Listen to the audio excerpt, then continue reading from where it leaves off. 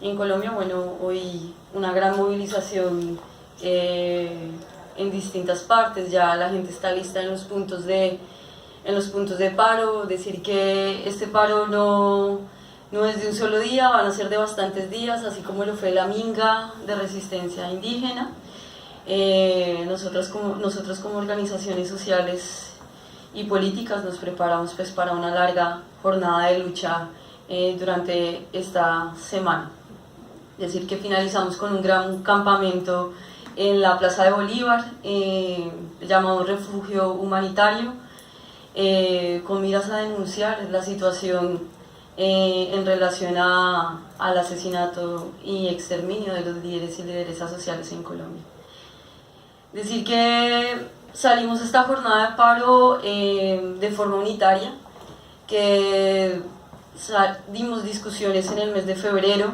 El 28 de febrero nos sentamos todas las organizaciones a discutir la necesidad de salir nuevamente a un paro con miras a denunciar en principio el incumplimiento de los acuerdos con FARC, y también a pedir necesariamente la reanudación de los acuerdos con el ELN,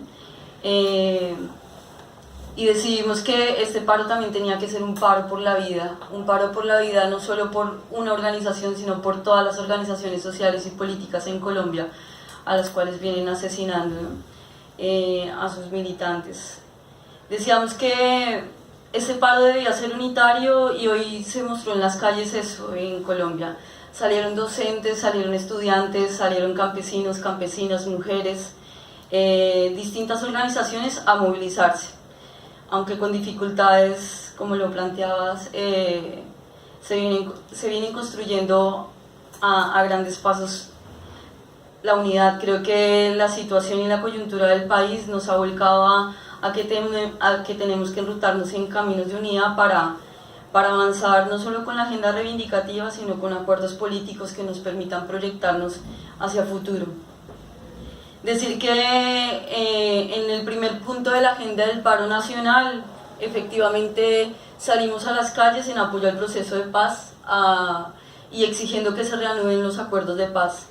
Hoy vemos que el incumplimiento a los acuerdos firmados en La Habana, básicamente hoy están deshechos los acuerdos, y el incumplimiento también ha generado inseguridades jurídicas donde básicamente ni siquiera, no sé, el 38% de los acuerdos se han cumplido, y hoy las organizaciones nos unimos para que esos acuerdos avancen, que el Estado y el gobierno genere posibilidades y capacidades de cumplimiento por los miles y miles de personas que creyeron en esta posibilidad de paz. Por otro lado, tenemos la reanudación de los acuerdos con el ELN. Creemos que hoy es urgente pedir la reanudación de los acuerdos. Sabemos muy bien que desde antes de que sucediera lo de la bomba, lo del atentado a la escuela militar, desde antes la política de gobierno y desde Duque siendo candidato presidencial ya venía con la idea de no avanzar con los diálogos con el ELN. Creo que se cometió un error bastante fuerte al desarrollar un atentado. Le dio excusas a este gobierno para impedir que avanzaran los diálogos, pero hoy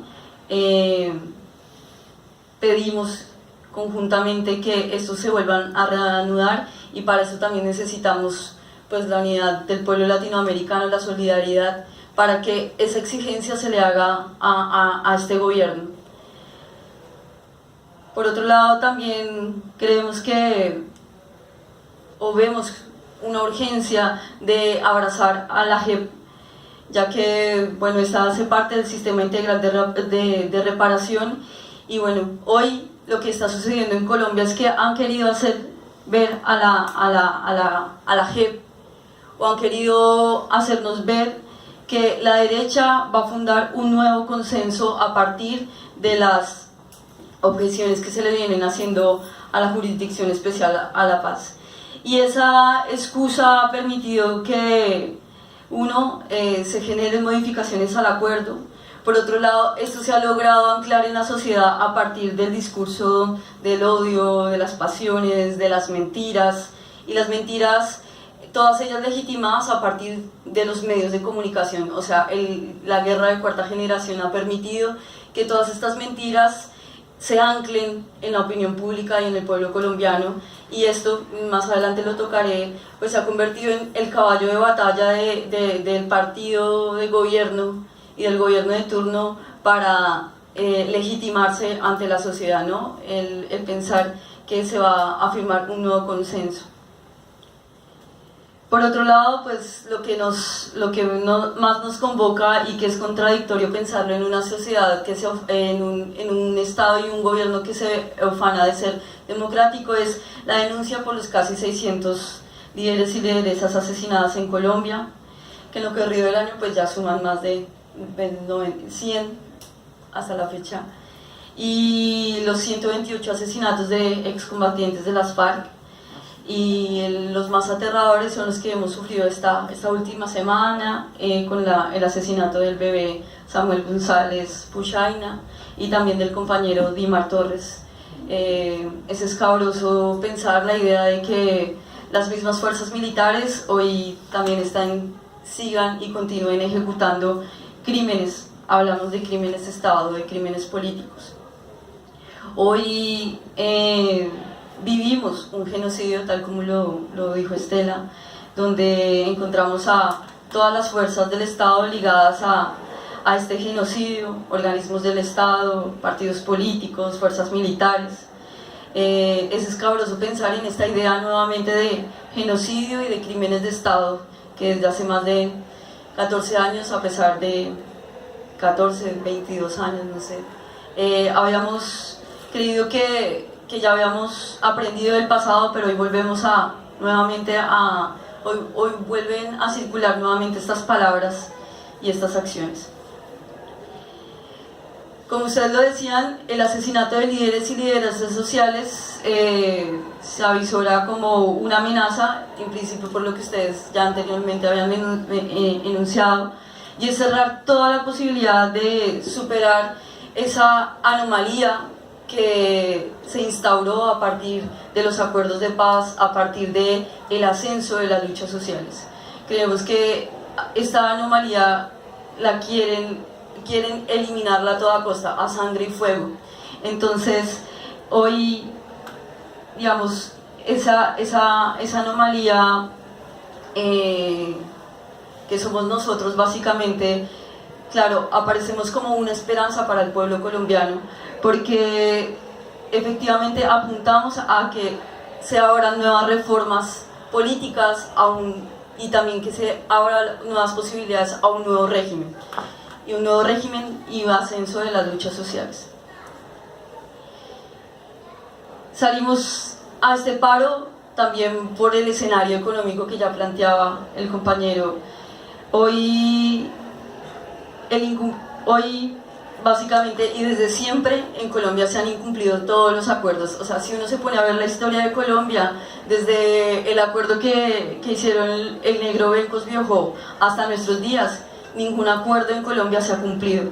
Y hoy salimos a las calles básicamente a pedir que se cumplan los acuerdos, porque vivimos como en un eterno retorno, ¿no? Salimos a las calles, el gobierno firma unos acuerdos, los incumple, tenemos que salir a las calles, se firman acuerdos y nuevamente se incumplen.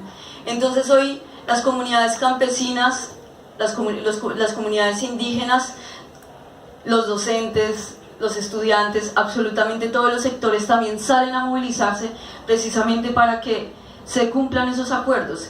Y esos acuerdos tienen que ver con la economía del país. Hoy Colombia sufre precisamente, como tú lo comentabas, una reprimarización de la economía.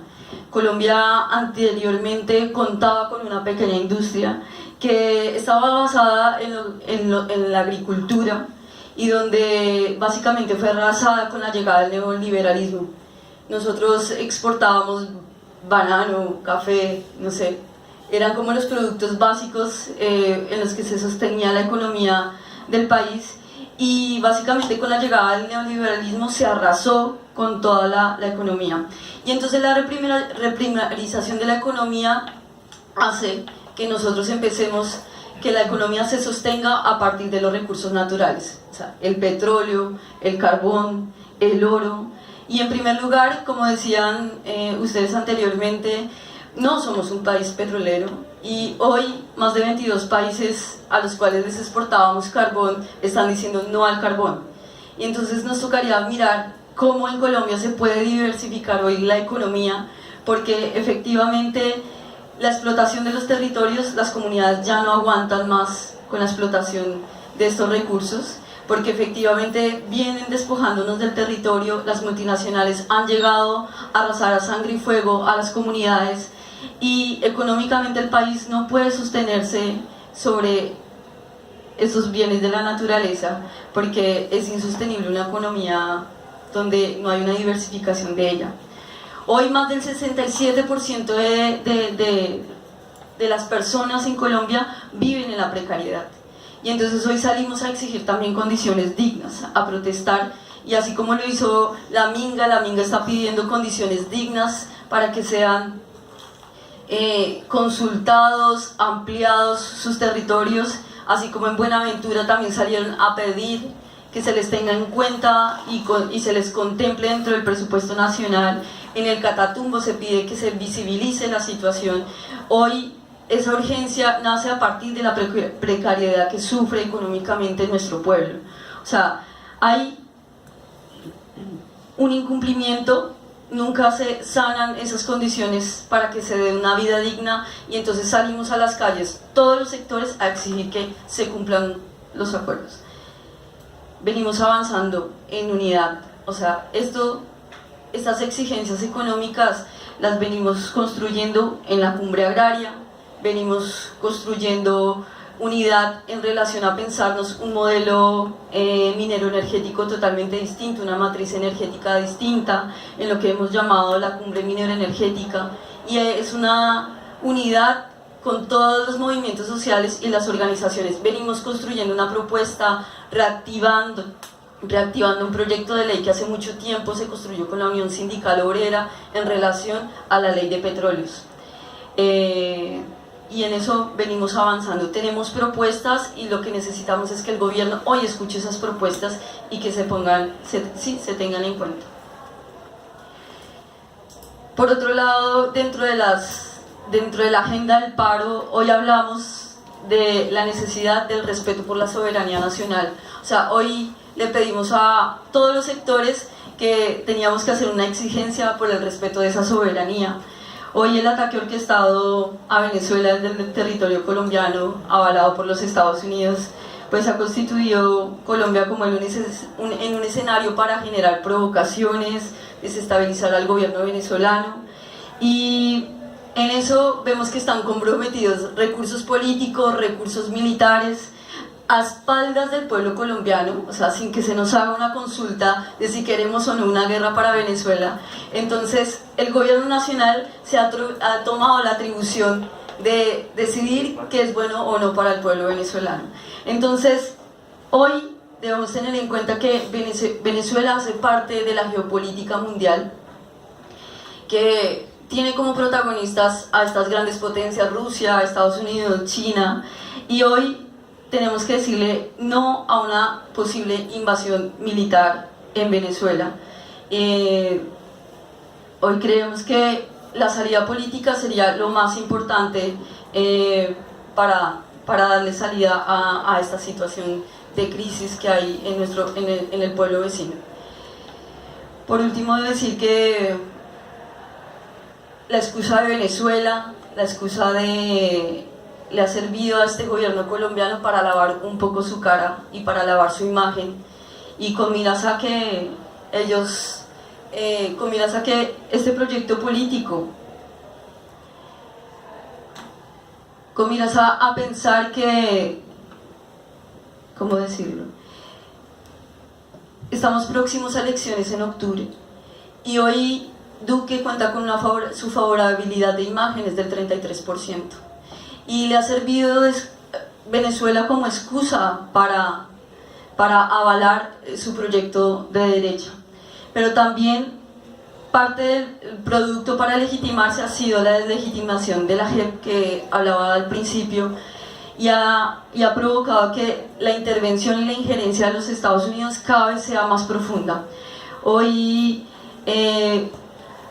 veíamos como peligroso la intervención militar de los Estados Unidos, porque eso ha tocado a la JEP a partir de los montajes que le han venido haciendo a distintos excombatientes, a distintos dirigentes de las FARC, por ejemplo, y a nuestros senadores, en este caso, por ejemplo, a Iván Cepeda, Alberto Castilla, que ha provocado que nos inmovilicemos. Y todo este marco de geopolítica como que ha venido orquestado de la mano de los Estados Unidos y de la CIA. Entonces, todos estos golpes de desestabilización también nos debe llevar a pensar que el proyecto de derecha en el país no solo está pensado para esta coyuntura actual, sino que se viene en proyección hacia el 2022, y que a partir de la tesis de hablar de la impunidad de la JEP, la impunidad de los acuerdos de paz, lavar su cara para pensar que hay terrorismo en Venezuela y demás, como que, voy a dejar esto al lado porque me estoy confundiendo, básicamente genera que hoy ese proyecto se siga profundizando en las raíces del pueblo colombiano. Nosotros venimos en unidad, creo que avanzando a grandes pasos, difícil con todas las divisiones que hay al interior, porque hay todo un marco que nos dice que hay que luchar y salir a pelear por la paz, pero también no podemos olvidar que por otro lado, por ejemplo, viene la implementación de un Plan Nacional de Desarrollo que va a profundizar el modelo económico neoliberal en el país. Creo que la gran división que hoy se puede ver dentro del movimiento social y político en Colombia radica en esos puntos. Sin embargo, por ejemplo, estas jornadas de lucha nos permiten avanzar en agendas conjuntas, nos permite avisorar esperanzas de unidad, porque sabemos, y creo que hemos aprendido de años anteriores, que el camino es largo y que debemos pensarnos, y creemos que las últimas acciones del año pasado, por ejemplo, que casi por poco llegamos, creo que eso nos ha alertado a los movimientos sociales a pensar que debemos seguir profundizando nuestro proyecto. Entonces, estos golpes y estas salidas a la calle, como el paro nacional, deben ser herramientas que nos permitan sumar, avanzar, para seguir construyendo un país más justo, con vida digna y en paz, que es lo más importante. Perdón la confusión ahí.